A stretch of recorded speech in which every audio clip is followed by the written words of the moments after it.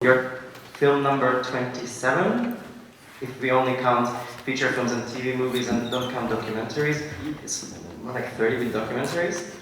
It's still counting? I never keep track. I'll take your word for it. So what can you let us know about Harry Heft, which is your current film? I'll tell you how it came about, because I got this screenplay, and it reminded me of an incident that happened when I was a child, that my grandmother's brother suddenly came to America and showed up at our house. My grandmother and grandfather lived with us, and they put him upstairs in my bedroom, and there was a cot on the other side of the room. And at night, he would wake me up because he was sort of thrashing about in the bed. And he would be talking in a language I didn't understand, etc. And he had on his arm numbers, which I thought maybe he wrote things, numbers there. I didn't understand any of it. I was about 5 years old. And about 10 years later, or more, then I found out the story that he had been in a concentration camp, and ultimately survived that, came to America. And the fact that he had these nightmares, and as a child not understanding it, and then this script came because it deals with what you might now refer to as like post-traumatic stress disorder, is that yes, you are out of the camps, but that doesn't mean it's all in the past and life is all rosy. Some of these people, not all, but some, are haunted by what took place. And that, in a sense, is an element that runs through this particular feature.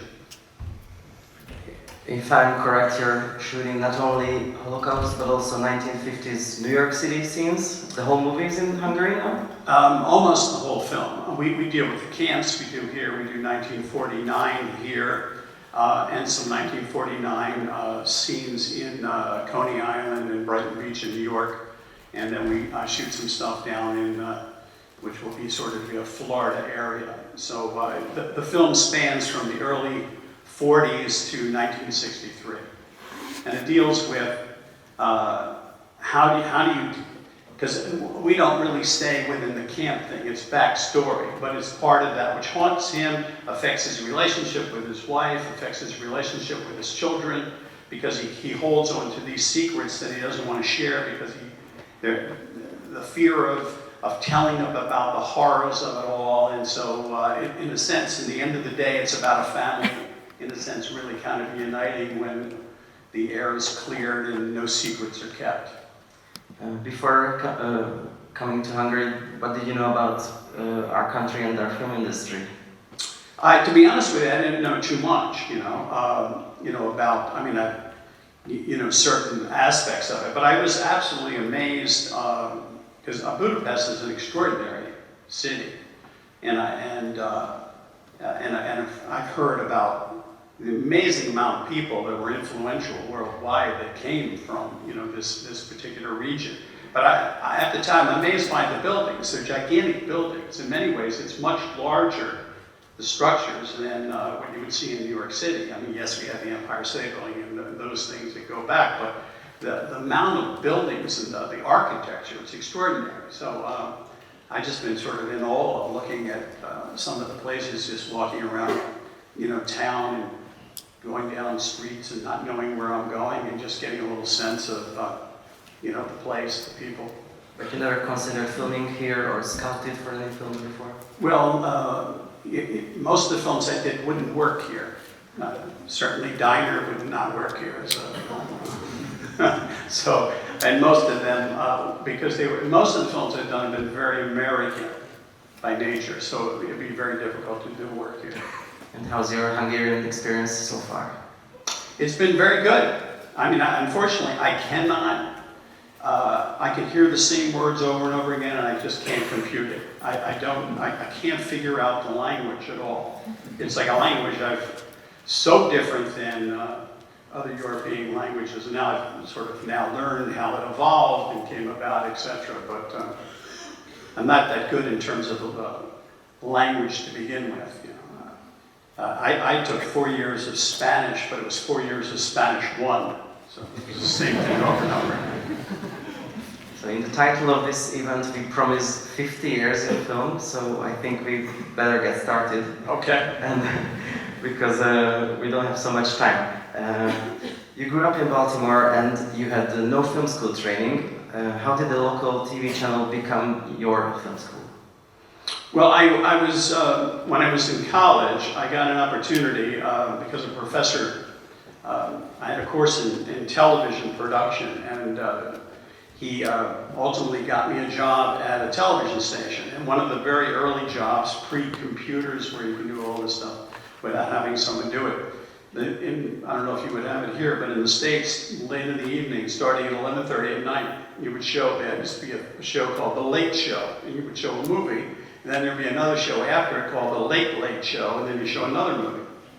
It was my job to roll the commercials, into the, the features. So I'd see 2 films a night, 6 days a week for 8 months. And that's how in a sense, I saw the films that I would never have experienced because they wouldn't have been playing in the movie theater. So I saw Citizen Kane one night, and then I saw The Grapes of Wrath another night, and I started seeing all of these, Casablanca, Maltese Falcon, none of those films were, things I would have seen. So I saw them all on television. We had to roll the commercial breaks into it, and I began to watch these films. I was mesmerized by some of this. And as a kid, no one's telling me about any of this. I'm just going, wow, this is amazing work. How did that happen? How did this, all of that stuff. So it started to create an interest in things I had never seen before. And then I began to notice the names of the writers and the directors, and some of the movie stars I would know, but a lot of these other people I was unaware of, who the cinematographer was, etc. And that was sort of my kind of private education of film. Which filmmakers were the biggest influence? Well, I mean, you can't watch Citizen Kane or Magnificent Ambersons and not say, well, Orson Welles was extraordinary. But then it was also John Huston, was terrific work, and there was this Count John Ford, and I can go William Wyler. I mean, there were a lot of these directors, that are famous that I have no information on whatsoever. So that was, if you can imagine, so, between 11:30 and 3 o'clock in the morning, I would see these 2 films, and you sort of watch, not in terms of education, you're just watching because you're entertained, but suddenly it becomes, this is really interesting. And then you began to figure out, the style of one director versus another. So no one was teaching me, but there's just this, your brain starts to process this information. Not that I wanted to be a filmmaker, because it would never enter my mind, because in Baltimore, to say you want to be a film director, the guys I grew up with wouldn't even understand what that was. We had no real understanding of anything to do with film. So that was just the beginning moments, the kernel of the beginning. And during that time, in the same city, there was also John Walters. How aware were you of his presence? Because he started, you're the same generation, but he started much earlier. He started earlier, but I wasn't aware of John until a little bit later on, because where I was working at the TV station was in Washington, and I started spending more time in Washington than Baltimore, so I didn't catch up with him until some years later. Then you went on to write for local and then nationwide variety shows, and even acted in these. How do you remember these times? Well, it was, I didn't have a real plan of what to do with my life or any kind of specific goals that I wanted to reach. So in some ways I was sort of meandering through life, and I worked at the television station, and then I ultimately became assistant director, and then I actually got a chance to direct the news, but I was about 21. But I thought it seemed mechanical and somewhat boring. And I thought, well, am I going to do this anymore? And so I ultimately went out west. I drove across country. And I didn't know what to do when I got to Los Angeles. I was sort of, I don't know what to do now. And then by accident, through a friend, I ended up at an acting school. And I didn't want to act at all. And I told the teacher when I went to sign up, I said, I'd like to be in the class, but I don't want to act at all. He said, well, what do you want to do? I said, just watch. I'm just going to watch. And he said, no, you can't just watch. You have to do the exercises and be part of it. And so I ultimately did that. And I did it for 2 years, every day, not just a couple times a week. I was there every day for 2 years. And that experience... Whatever happened to the guy who brought you there? Well, the guy, I don't know if I'll just tell you the story in a shorthand version of it. And this is how life works in its own crazy way. I was living down at the beach, and there was a guy I ran into. His name was George, and he had a friend, and we would hang around together. And then ultimately we became roommates. There was 3 or 4 of us. And one day George said, "Listen, my car broke down. Can you give me a ride up, to Hollywood?" And I hadn't been up to Hollywood, and had never left the beach. And I said, okay, and I drive him up there, and we tell him the direction. We pull up in front of this place, and he says, come on in. I said, well, what are you gonna do? He said, well, I'm gonna check out this acting class. I said, oh, no, I'll wait in the car. I mean, the acting stuff doesn't interest me. And so he drags me in, and the class was interesting. Now, you have to understand, in LA, from the beach to where this acting class was, it's a 1-hour drive. So it was an hour up, an hour back. And on the way back, he said, why don't you join, and then we can, sometimes I'll drive, you'll drive, etc. We'll trade it off. So I went back the next day, and as I said to you, I said to the acting teacher, I don't want to direct, I don't want to act. But anyway, I joined, and it was interesting. And about 2 months later, George said, I don't want to go anymore. I'm bored. I don't like it.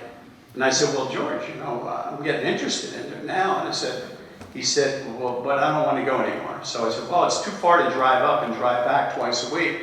So I moved and went up to Hollywood and got a place there. And you have to understand, this is pre-cell phone days. So which means if you move and you go elsewhere, you can't get in touch with that person, because if that person moves, there's no way to connect to that individual. So I never saw George again, ever. Now, here's the thing. Because of the acting class, I started in improvisation, I began to realize I could write if I were to actually think of the characters. And I began to write, and the writing led to doing jobs on local television, and then ultimately network television, and that led to writing screenplays, and the screenplays led to directing, and all this thing. And I said, and that all happened because of George and taking a ride up into Hollywood. And someone said, well, what happened to George? I said, I don't know, I never saw him again. That was the end of George. Now, in the year 2000, that picture, it's now the year 2000, it was 1967 this took place, 67, 68. The year 2000, I go to the movies, go see this film called Below. I'm with my wife. It starts out, Johnny Depp is in the film, and it says, Santa Monica Beach, California. I said to my wife, Santa Monica, that's where I was in that area. Now we're watching. Now then I'm starting to hear like somebody, hey, George. I go, George? I knew what George. Now, I don't know if any of you saw the movie, etc. As it turns out, I'm watching it, this George becomes the largest cocaine dealer in North America. And that was the George that said, can you give me a ride? And that's basically how my career started, because of George. Speaking of influences, Mel Brooks was a big influence on you, wasn't he? Yes, I worked with him for it was 3 years. I did 2 films. I did Silent Movie and then High Anxiety. And he was great because you would sit and you'd write with him. He may be the funniest person I think I've ever met. I mean, he's truly, truly funny. But what he did that was so helpful, I mean, yes, we wrote together. We were there all during casting. We were there during the actual shooting. And he would, because he's in the film, I'd watch on the monitors. And you began to see that, etc. And then your brain starts to worry. You say, gee, I wonder if he put the camera here. What about if he did this? And what about if he did that? And that was sort of like beginning to think of, because I hadn't really thought about directing. But that was the beginning of, well, what would happen if you did this or that? And he was like really extremely helpful in a lot of ways. In fact, I used to tell him the stories about the diner guys. And he was the one who said, well, you should write that story about those guys. That was the first time, and then I put that in the back of my head, and then a few years later I actually wrote it. So I can go on with stories and the comedy stuff that he would do in life. Truly amazing person. You were 35 when the thought of directing and this high anxiety with Mel Brooks happened, and 5 years later you had your first film as a director. Throughout the years you wrote films with your then wife Valerie Curtin, and one of them got nominated for an Oscar. Yeah. So how did it happen? Did you get an agent before that, and then you said, okay, I want to direct next? I got an agent. I hadn't been looking for an agent because I wasn't like thinking in those terms. I know it sounds crazy to assume you gotta get an agent, but I didn't. I started getting work without an agent, and then ultimately a very young agent at William Morris, his name was Mike Ovitz, who became a big agent and started a whole talent agency, had called me in about representing me, and so I began to get work with him during that period of time. I wrote with Valerie Curtin in Justice for All, which is, in a sense, if I were ever thinking in order, it would have been one of the Baltimore stories, because it was basically what happened when the diner guys grew up. And they would tell me about the legal system in Baltimore and said, it's nothing like what you see on television. It's much more chaotic, it's disorganized. And they were telling me all these stories, which led to Injustice for All, which was, in a sense, how screwed up the judicial system really is, because up until that point in time, it was very much like Perry Mason. It was all orderly and, nice, as opposed to what actually takes place in local towns and cities throughout the country. In most films, is very sort of exact, and the way we sort of communicate with one another is anything but. We're never that direct in that specific. In male-female relationships, we never really talk. If a guy liked a girl, he doesn't just really talk about that. It's all, everything goes left and right of center. And so the messiness of how we communicate, I thought would be interesting, because that's the way I sort of hear the things. And that goes back to improvisational stuff when I studied with that theater group. Is that, so I wanted to build a film where the inarticulate nature of how we behave is, and the story is within it. How the relationships are all buried within it, as opposed to how long have we known one another? It's like telling the audience, well, we've known each other for 9 years, and that kind of stuff. So I wanted it to flow out of that kind of casualness, and then there's obvious things of great consequence and drama within it. But that was the style that I wanted to go for. The studio hated it. I mean, literally hated the film. In fact, that particular scene, specifically the studio head said, you got a lot to learn about editing. I said, well, how do you mean? I'm sure I do. He said, well, roast beef sandwich. He said, are you, as soon as he mentions about it, then cut, move ahead and get to the plot. And I said, well, that is the plot. And so they didn't like the film and didn't want to release it at all. The only saving grace is they so disliked the film that they didn't want me to recut anything because they thought it was a waste of time. So the movie got out just as I intended it, only because the reaction was like, it's incomprehensible. Incomprehensible. It was like they didn't understand anything about it. So what happened is, I won't go into it, but they never made many prints of the film, and then it played through America from city to city to city for 1 year. And And so it ultimately, achieved success and got really strong reviews. But that was the good and the bad. They didn't touch the movie because it was unreleasable, but we finally got out. It's a longer story, and I'm going to tell you how crazy things can be.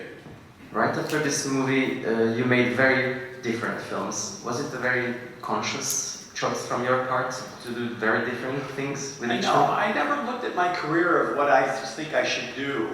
In some ways, it's probably better if you do plan it and you say, I'm going to do this, I'll be known for that. But I guess maybe if I go back to doing the Late Show, in the Late Show, I liked all kinds of films. I like comedies, and I like dramas, I like science fiction. I liked all of those things. So as an audience, I would like it, and I thought, well, I'd like to explore it. So the second film that I did was The Natural, which was a baseball film, and you might call it like almost a fantasy, a mythological type of work. But I was sort of drawn by certain things that I responded to, rather than how do you want to plan your career, or how do you want to be perceived, or anything else. It was, this could be interesting. What would happen? Can we make this work? Then an even more surprising turn, you did Young Sherlock Holmes, produced by Steven Spielberg. And it is famous for being the first feature film to have a completely CGI character in it. Yeah.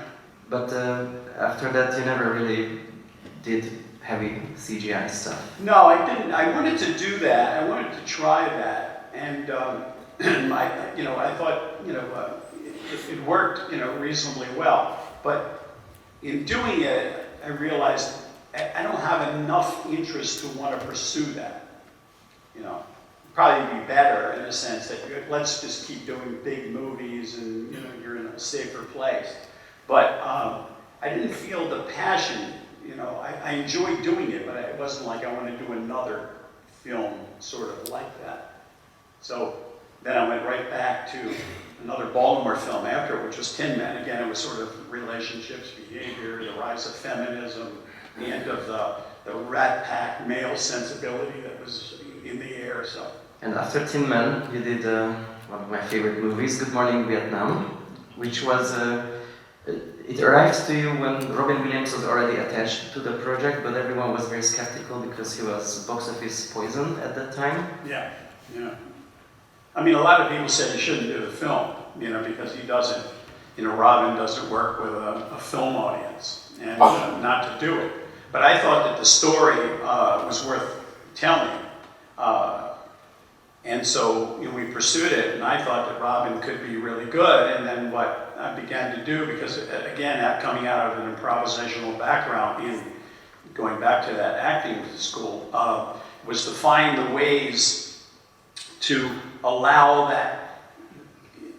his ability to sort of improvise around the lines and communicate. So we always think of the radio stuff is one thing, but all the scenes with the Vietnamese is basically improvised, because they couldn't do the lines as written. And so rather than constantly trying to work with them to get the lines, I just thought, well, let me just throw that out and not bother with it, because it's never going to feel real enough.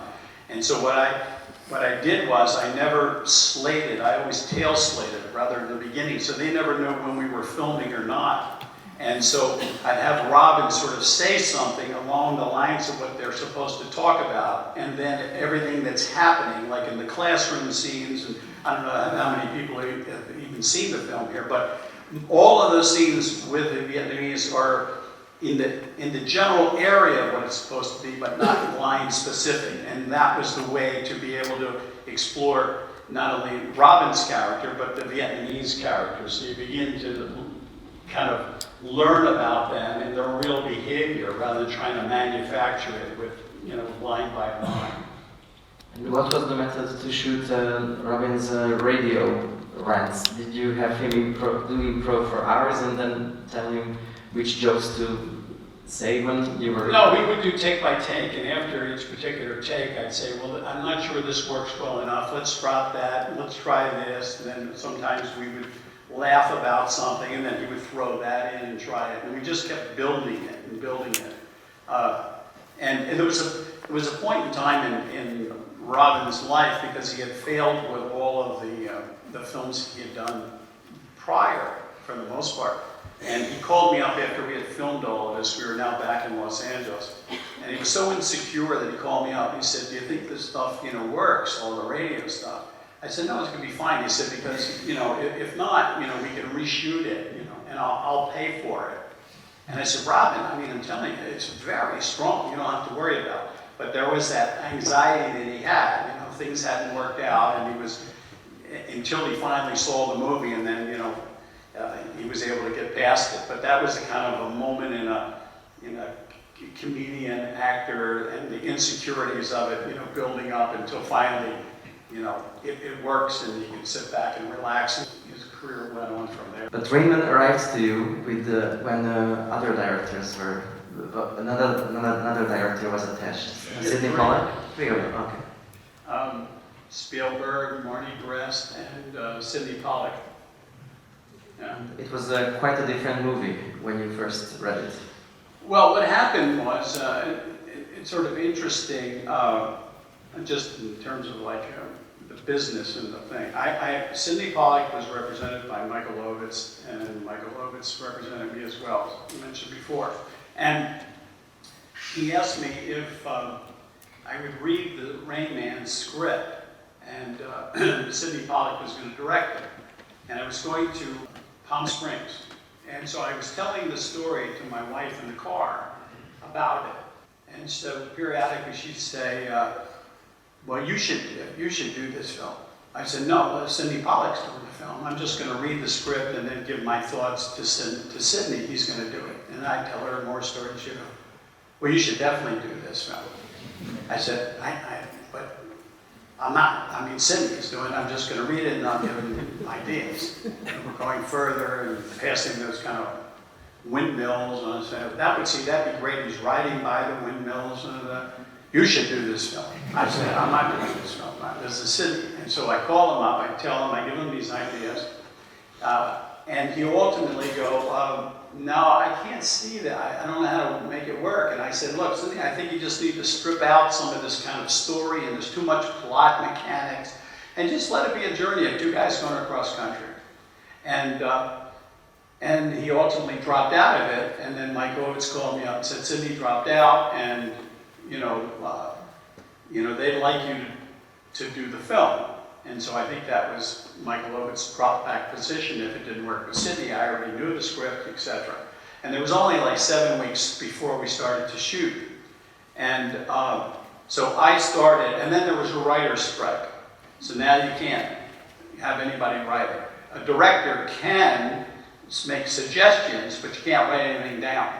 And so, because we were shooting in continuity, which is one scene after another and everything follows, as opposed to a lot of films, all things are out of order, as we were going across country, I started to, make these changes as we went along. And the studio didn't know what we were doing. They weren't paying attention to anything, so no one had any idea what we were doing while we were on the road. And I'll give you this, and this is where I think it's important to understand actors.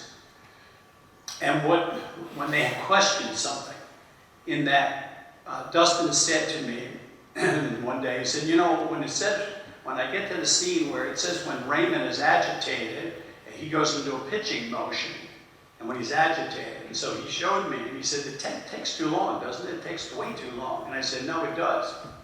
And I said, well, let me think about how do we do it if you're agitated? What would be the thing that we can use? So I called him later that evening and I said to him, what about when you get agitated, let's just do Who's on First? Now for those of you who don't know, there used to be a comedy team years ago called Abbott and Costello, and they would do this piece called Who's on First, and who is the name of the first baseman, and not just who, but who is the first baseman. And so I said, do that, and he said, well, then who does the other guy? I said, you do it. But you do it like a mantra. Who's on first? The first baseman. That's what I'm saying. Who's the first baseman? Who's the first baseman? And so that, in a sense, we tried it at one time, and so all that worked out. And so periodically we would do that thing, which became in the States, because they're much more familiar with that whole routine became an element within it. It wasn't done to be comedic. It was done that when he's anxious, it was something that he would do, like a mantra. And I actually checked with someone who had studied autism and knew it quite well and said, well, that actually would be a release if you're doing it literally like a mantra in that particular fashion. And so as we went along, as we'd see certain things, we would add new elements to it. So in the film, and again, I don't know if any of you really have seen it, we're stuck with the idea, if you want to go across country and you want to go across quickly, you would take the highway. But to be honest with you, if you look at the highway, everything looks the same across the entire country. So you get no idea the journey because it's a boring highway. And so the production designer, well, what are we going to do if you want to get there fast? You know, we're going to go on the highway. I said, I know, but the highway's too boring. You know, the audience will just be watching our car going down a road. Everything looks the same. And they said, well, then I don't know any other way to do it. And I said, well, what happens if there's an accident on the highway? And then he'll see the accident, and then he'll get out of the car, and he's never going on that highway again. And the only way to get to LA is you're going to take the back roads. And that'll look much more interesting. So in the film, we literally staged a sequence where there's a car, had been an accident on the highway, and Rainman, Dustin, gets out and then wanders off and won't get in the car again. And that was the way we were able to get another look of America through the back roads in the small towns. So that sometimes it's the combination of things, of a journey between the actors and other things that begin to show themselves. And I think you have to be flexible enough with certain films that you have to say, okay, well, if that's not going to work, then let's do this, rather than being rigid, and then you're just stuck. So a lot of this film began to evolve, and the relationship between the two of them began to evolve, and then you just continue to allow that to become part of the overall puzzle of the piece, rather than force this to work this way, which I think would have been destructive energy rather than a positive one. And so everything continues to evolve in that way as we went across country to get to Los Angeles. And you got an Oscar for directing this movie. How did your professional life change after Vietnam and Rainman and the Oscar? I don't know that it changed that much because I went back to doing another Baltimore piece rather than to go to something, you know, bigger and more extravagant. That's when I did a film called Avalon, which was basically my family, the extended family, and how it begins to break up as time goes on in America. The separation of all of that, and I wanted to explore that. So I could have had a lot of offers to do other things that are much more high profile, but I went back to doing the things that I was most interested in. By this time you had your production company and you produced this certain film. Yes, yeah. So, but it definitely gave you more control. Well, I mean, actually, to be honest with you, I didn't have the control before that. In a sense, I just tell you one thing in terms of, you know, sometimes with producers, executive producers, none of them came while we were shooting Rainman because we were going through all these small little towns, you know, etc. They were not interested in going to a small town and hanging around. But when we got to Las Vegas, then they showed up. And one of the producers, I won't mention names, and he runs over and says, now quick, which one is the one with the mental problem? He didn't know if it was Tom Cruise or, he literally didn't know who was playing which role in that thing. So, little tidbit of Hollywood lore. But I mean, I was fortunate that I was doing the films I wanted to do. And so, Disney was very worried about Good Morning Vietnam because it was the first time that any humor was introduced into the Vietnam films. Everything prior to that was serious. This is the first time. And we weren't a full-blown comedy, as you see even here. He's so distraught that he can't really do the comedy, but he starts to talk about what's going on, and then they shut him off the air, and there are a bunch of scenes of dramatic content. So it is, I would think, it's a comedic, dramatic, comedy. But they were very nervous. In fact, they pulled it out of release, which were over the Christmas time, because they were afraid that it wasn't going to work and saved it until later. And then the film took off and really scored. But I've had, most of my career, there's a reluctance and a fear of the films that I've done as being not commercial enough. After the Oscar, you were finally able to get financed the film that you wanted to make for 15 years, if I'm correct. Yeah, when I did Toys, yeah. That's another chat with a That's favorite another of time, mine. because that movie was really critically attacked, and in ways that I was actually sort of amazed. I mean, it was I thought it was a dark comedy, but with primary colors, that it all looks, you know, kind of fanciful and lighthearted, but there's a real darkness that's moving through it, and the concept of military beginning to reduce the sizes of toys, that you end up with basically what we have now, actually drones and things, which is what, and that everything is being, you know, driven by computers and all of that, and that'll be the warfare of the future, of computer screens and small objects that can cause, you know, massive, you know, damage. And I thought it's a, you know, dark, twisted kind of piece of work, but it was not received well in its time.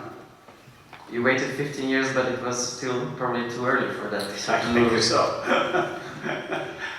Also, you did Jimmy Hollywood with Joe Pesci. It was maybe also too early because it was dealing with reality TV making. Yeah, no, it was ironic. I mean, I did this film, which also didn't do well, but it was really, this is pre-internet, but, you know, somebody was making these, you know, these videos and sending it to the TV station, and the TV station is beginning to show this so-called vigilante, who was basically an actor who has now created a vigilante so he can get attention. And so he's like lost in his own invention, and kind of losing contact with reality and the influence of what television, you know, pre-internet can create, in a sense. And so that was a kind of an offbeat, dark piece. But again, I'm sort of, I'm either a little too ahead of the time there, or it just doesn't work, and there's no way to go back and reevaluate what you do. You do what you think is worthwhile, and see what happens. Speaking of timing, the film Wag the Dog was really spot on with timing. As it turned out, yeah, as it turned out. I'll just tell you one quick little story about the shooting of Wag the Dog. We went to Washington, D.C., and we were on a day-night split. So that means we filmed during the day, we break for dinner, and then we would go back and film. So when we went on the dinner break, we went to this hotel, and we were in this back room, and it was De Niro and Dustin Hoffman and a few other cast people. And this woman came in and said, you know, President Clinton is in the ballroom, and would you like to meet the president? And we said, oh, okay. So we all get up, and now we go out of this room and back through the lobby, and then we go through the bowels of the kitchen and corridors and back rooms and things, etc. And we get to the thing, and the person goes inside, the woman goes inside, and closes the door, and we're waiting, and, you know, we're on a dinner break, and suddenly, 5 minutes later, some guy comes out and said, can I help you? We said, well, I'm going to meet the president. Well, you know, the president is very busy. And we went, no. Bob gives that look like, I don't know what he will do. So now we leave, we go back through the bowels of the building, through the kitchens, we go back to where we were, and now we're in the back room, we're eating, and suddenly the woman who came in, out of breath, oh my God, it was such a foul, I'm so sorry. Would you still like to meet the president? And De Niro looks up and said, will he meet us halfway? And she looks, and then she goes, oh, teasing, you're making fun. And so now we get up, and we go back through the thing, and etc., through the kitchen, down the hallway, whatever, and now we go into this room. And she says, the president will be here in just a minute. And within a minute, in comes President Clinton. Hi, how are you? And hello, you know, how are you? You know, De Niro, wonderful, love your work, Dustin, kind of, all that kind of stuff. I said, so what are you doing here? He goes, you know, we're doing a movie. And so Clinton said, so what's it about? And all of a sudden, we all look at one another like, we don't know what to say, you know. Can't say it's about a president that was having, you know, sex with a Girl Scout. We didn't know what to say. We're like frozen for a beat. And then Dustin said, well, it's the story, and he made up a brand new film. And everybody is looking at one another like, what is he talking? And he's going on and on. I mean, it's like a 5-minute kind of synopsis of a film that we never heard of. And Clinton looked as a, well, I'd like to see that. And then, of course, we finished the film, and you know, it came out, and then the scandal with Clinton and, you know, Monica Lewinsky, and she was actually wearing a beret, just like in the movie, and I mean, it was just, it was one of those crazy coincidences. But the nature of the story is how you begin to create a reality that's not a reality, and things begin to spin off of it. It was valid. You just begin to lay these, you know, these kind of side issues, and it's interesting nowadays because you hear, you know, deny, deny, deny, which is what De Niro says in the film, you know, well, what happens? Just deny, deny, deny. And that's in there. And then how to divert the story to another story and let that become the story that gets you off the hook until it comes back to you. And then you create another story, and then that gets you off the hook for a while. So the concept of Wag the Dog proved to be something that unfortunately has come to be. You got more political over the years. You directed The Man of the Year, where Robin Williams became the president of the United States, Yeah. And then a documentary, Yes, a comedian turning into the president. And the Ukraine, that's now, the Ukraine, that's right. Because I do believe, and I think what you're seeing, whether it be a comedian or not, is that the entertainer, and the nature of news is that the entertainer has a much better facility to communicate than a politician. And so whether you are on a reality show or whatever, there's a connection, and there's a kind of way of maneuvering and talking to people that we are much more comfortable with as opposed to the politician speak. And so I think that is a reality that is going to continue, because that's what we require. We require that kind of fluid way of talking and whatever, and you go in every which way, but telling what you know, telling the news part of it. You know, it has to be entertaining. You can't just have news without entertainment. It's part of it. Out of these 26, 27 something movies, there are some that are definitely overlooked. If you could pick one that you would like people to rediscover, which one would it be? Or these people, if they go home tonight and download just one movie of yours? Wow, that's a hard question. That's a good question. Finally.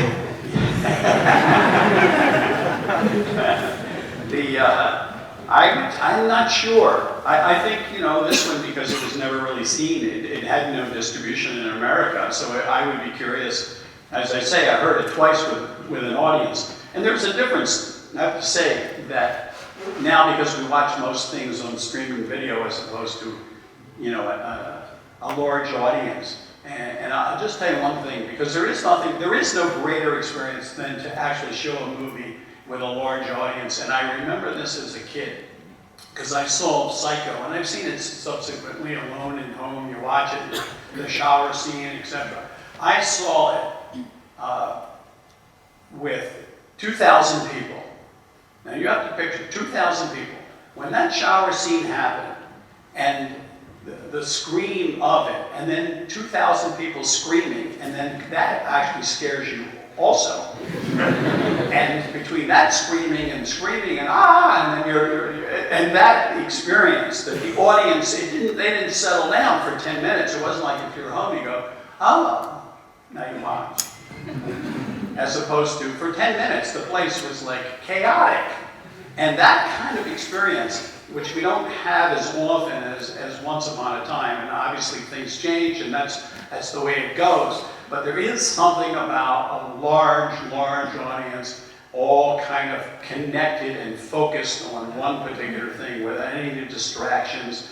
Because I mean, now you watch a movie at home and then you hit a pause and you go in the kitchen, you get something to eat, and come back, and then you watch again. And that's the way things are. But there is something like for like 2 hours plus or whatever it may be, that you are mesmerized by the screen and all the people and all of that kind of focus. It's an experience that is so special in a way. And I miss it.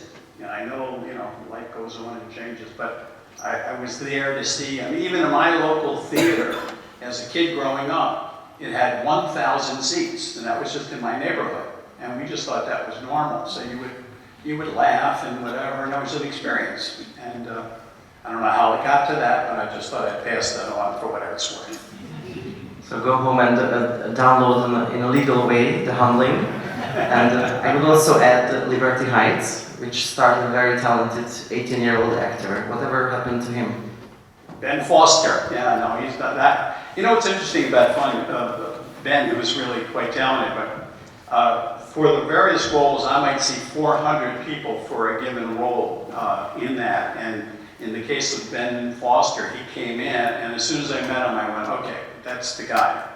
I didn't need to see anyone else. Just immediately you can just spot and go, this guy is really a talented, very young actor. I think he was 17 when we started it. So sometimes someone comes along and you immediately respond to that person. Do you write less now, or do you miss writing more movies? Or you still write a lot and it's not those movies that get produced? The films that I've written have been made. So I do enjoy writing, and even if I'm working on a script that I didn't do, you're still going to end up having to do a certain amount of work, because of, you think it needs this or that, or because as you're going along, you see how the characters are interacting, and you go, gee, maybe we need a little of this, maybe we got to do that. So I continue to do that. I write at a very fast clip if I'm writing a screenplay, because I use the concept that someone is writing the same thing that I'm writing, and I gotta write faster to beat the other person, and that sort of stays in my head. So I'll write in about a 3-week period the screenplay, and I'll generally play a piece of music over and over and over again, because there's something about the music that doesn't have to fit the film. There's something about the music that's pushing me to write whatever I'm writing. And then that goes back to, again, acting school, is that you have to begin to think of these characters and how they talk to one another. So then your head is constantly shifting to this character, and you're writing that to that character, back to this one, to that one, because you have to think through the character. In my head anyway, because it's the way I sort of learn. But there's a process of constantly, working at it rather than just sitting around and thinking.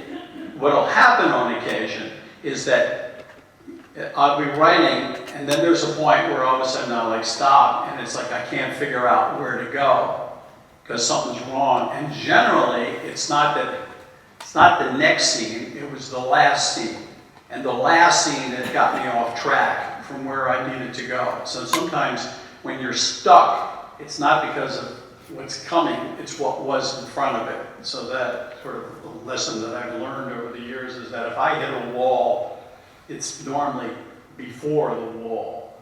The wall came up because there was something wrong before it. And then what I try to do in the scripts that I've done is to try to hide the plot as much as possible, because otherwise, if it's the plot to the plot to the plot, there's a mechanics to it.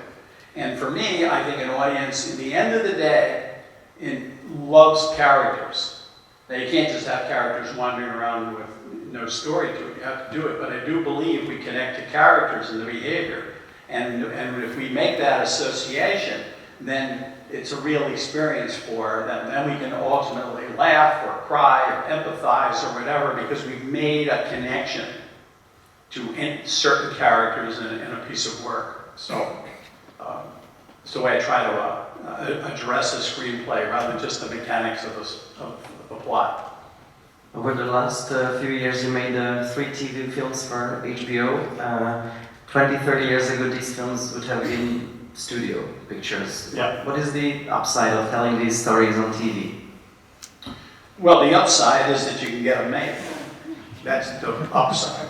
Because they wouldn't make, say, I did the Wizard of Lies, it was about Tony Madoff, who was a financial guy who ultimately cheated people out of billions of dollars. And De Niro and Michelle Pfeiffer, her husband and wife in it. And that movie that a studio would never make anymore because they assume the audience doesn't care. Now, here's the interesting thing about it. So HBO does it. Say we get initially 16 million, viewers, 16 million. So if you were to give it, like, say, in America, dollars, that would be like $10 a ticket. So that would be $160 million at the box office. That would be a huge hit. So the people who make the movies don't think in those terms that people are going to, respond. So I'll hear about those 3 HBO biopics that I did, and I'll hear about that all the time because so many people saw it, But they could have been a theatrical piece, but they're not the kind of films that exhibitors want to show, and studios are very reluctant to want to make. Now, every so often things do get through. Don't misunderstand me. Some get through periodically. But it's a very hard road to navigate. And I didn't have a problem with those films of HBO. They've been very supportive, and but then it was great to get away from certain things that those particular pieces that we did. TV is changing rapidly, and it's basically no longer TV. No. What are your predictions, hopes? Well, it's hard to say where it's going to go. I worry about the attention span, that whether or not we can actually deal with like 2 hours in one sitting, because they do see I got grandkids, and when we were watching a movie, they'll like watch, and then they'll something with their cell phone, and then they're like watch, and there's something with the cell phone, and you go, you're doing two things, and I don't know how. Unless the mind is developed in ways I don't understand, if you're like focused on the screen and you're focused for that period of time, that's an experience unto itself. The other is an experience, it's not quite the same thing.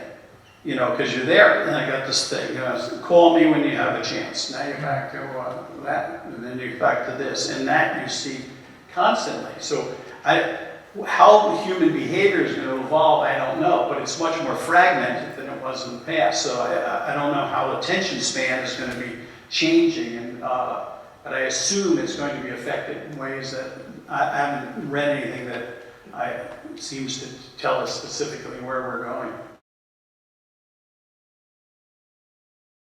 Toys is one of my favorite films of yours. Can you talk about why it took so long to get the film made, and also how the story changed from when you first wrote it to when you finally got to make the film?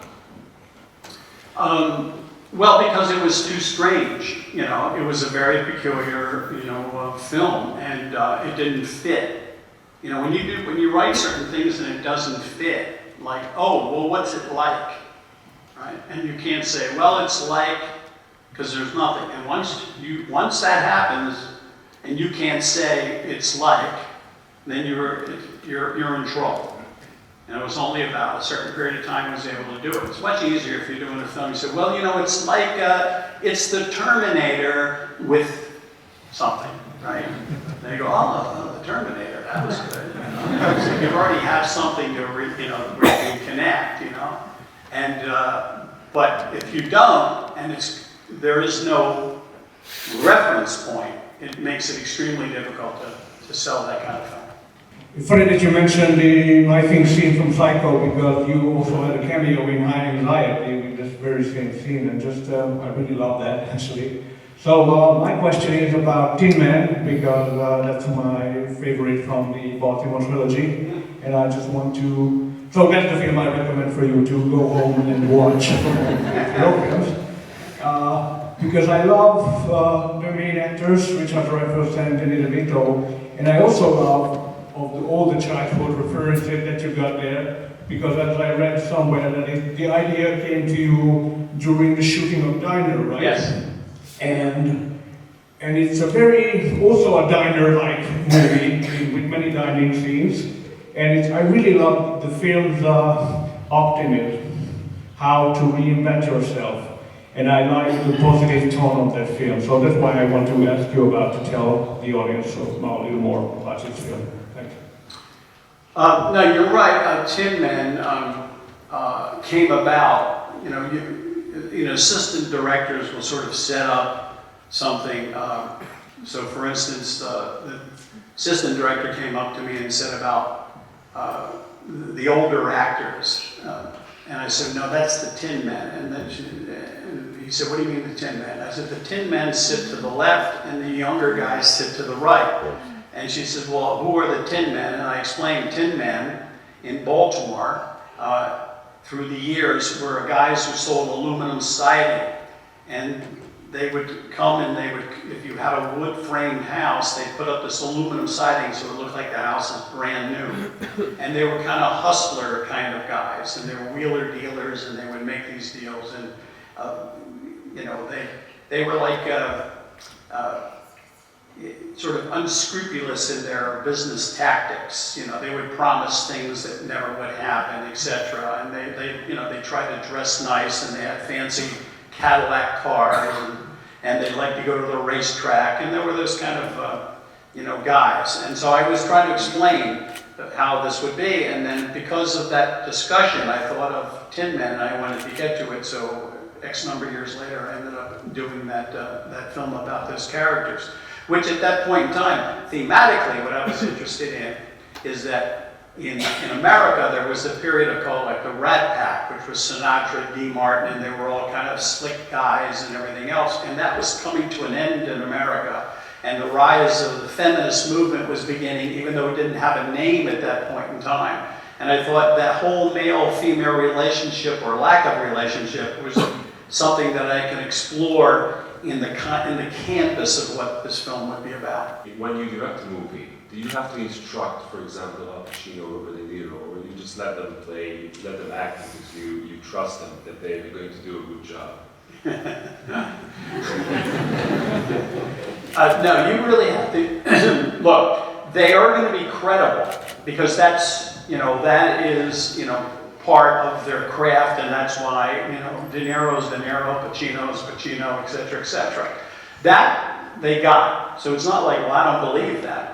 But in the context of the scene, you have to sort of mold it a little bit. Sometimes you got to go, well, I think we got to be a little faster in this, and then I think we can take a pause here, and then I think you got to be slightly more angry than that, etc. So there's all this, what you might call fine-tuning. Because you want to make adjustments to it. So it's like having, somebody who's a great violinist. They're going to do great work, but you might say, well, what about if we're a little bit quieter here and then we shift up and we do this, etc., etc. So on one hand, it's simple. They're going to deliver the performance, but you do have to work in the context of the whole. My question is about one of my favorite films of yours, which wasn't mentioned today, and it's The Bay. Are you interested in exploring the horror genre further? And have your fellow Marylanders forgiven you for shooting in the Carolinas instead of Maryland? To tell you what it was is that in the Chesapeake Bay in Maryland, it has become more and more polluted over the years because the chicken farms that surround the Chesapeake Bay, they dump a lot of the chicken shit into the bay. But to top it off, they also feed the chickens steroids. Now, when you're dumping that into the bay, now you got steroids in the bay on top of it, and it causes this whole ecological issue that has been going on. I thought, well, that's an interesting idea to explore. What happens if, in a town that has desalination, is now recycling the water, and the people have been drinking this water that's basically, laced with all of this kind of stuff, and all of a sudden there's an outbreak. And I shot it as if it were a documentary that was uncovered of old footage, because what I did in that film is I gave, like, the townspeople, our characters, they all had, you know, cell phones, and they're all videoing things all through it, and taking pictures and everything. Even the kids, I give them that, and if they're swimming and they're going underwater with the camera. So I was shooting with all these little, you know, video devices that you would have, and we would accumulate at the end of the day, and then we would ultimately, you know, download it. And the movie is built up like a mosaic with all of these, you know, people in the town and trying to reconstruct what happened on that one day. And so, again, it was an extremely cheap film, you know, to do, but I thought it would be interesting to see what would happen. And it was great fun to do it. We shot it in, I don't know, 18 days, so it was very, very short schedule, but I thought it was an interesting technique to explore. And I thought that the issue, the ecological issues, which would be part of it, and then there are these sort of elements that become rather frightening, and see where it goes. And that was, I'll just tell you, which was interesting, because again, another distributor said that it can't be successful because it had 6 screens and not 7. So it can't do well enough because it only has 6 screens.